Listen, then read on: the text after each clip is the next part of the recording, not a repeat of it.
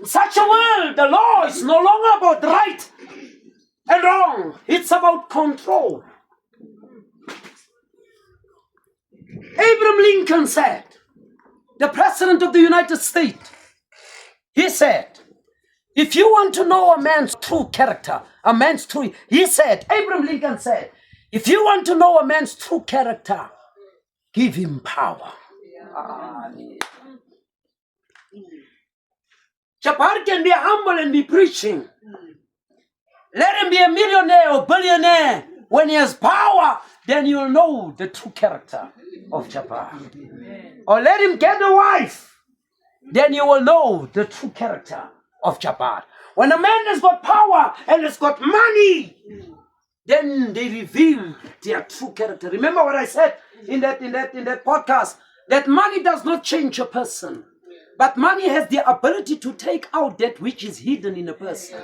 Like I said, the seed, the tree is in the seed, but what happened, it is the water that calls the tree out of the seed. The water do not create the tree in the seed, but it called the hidden tree in the seed. The same thing, give a person power, you'll know their true character. Amen. It's about silencing voices. It's no longer about the law. They silence what? Voices. Those whose eyes are open, they silence them. In other words, they kill them. Daylight, Baba Bulala, without remorse. Baba Enzani. They go to the slaughterhouse without the pain, without remorse. They don't even care. Umendlele 35 sethi msuseni. Thola inkabi. Thumele ngenkabi. Mbulale.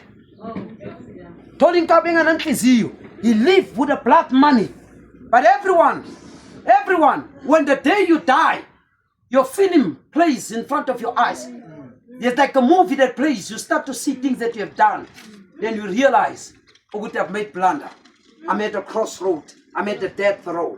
You know death row? When they go and kill them in jail, they call it death row. In the United States, they call it death row.